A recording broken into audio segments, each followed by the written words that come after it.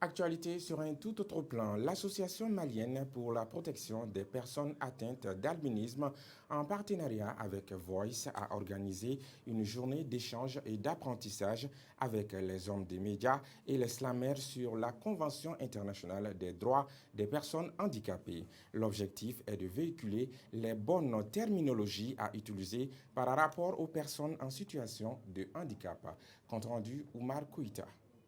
Adoptée par l'Assemblée générale des Nations unies le 13 décembre 2006 et mise en vigueur en mai 2008, la Convention internationale des droits des personnes handicapées vise à promouvoir, protéger et assurer la dignité, l'égalité devant la loi, les droits humains et les libertés fondamentales des personnes en situation de handicap. C'est pour expliquer le contenu intégral de cette convention que l'AMPA a organisé cette journée d'échange avec les hommes des médias. Bien vrai que notre pays soit signataire de la Convention, sa mise en œuvre fait toujours défaut, selon les conférenciers du jour. Il y a eu beaucoup de progrès, je dois l'admettre, mais il reste beaucoup de choses à faire aussi, parce que nous sommes dans une situation où aussi la culture est à la vie dure. Donc les habitudes ne se laissent pas comme ça. Et puis bon, compte tenu de la situation économique et financière et sécuritaire du Mali aussi, ça ne favorise pas, mais nous devons dire, on peut dire un ouf de soulagement, parce qu'on a la loi de protection qui a été votée à l'Assemblée. Nous attendons le décret, malheureusement qui n'arrive pas encore.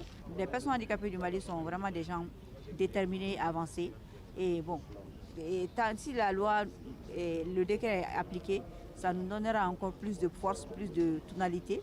Dans la société, les personnes en situation de handicap sont souvent victimes de marginalisation, de violences communautaires et autres.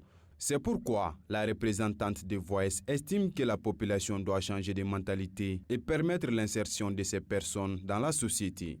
À travers les activités que nous avons menées, que ce soit à Bamako ou dans les régions du Mali, on se rend compte que les gens n'ont pas une grande connaissance sur le droit des personnes handicapées. Qu'est-ce que les personnes handicapées ils doivent faire, ils ne doivent pas faire, quels sont leurs droits et leurs devoirs.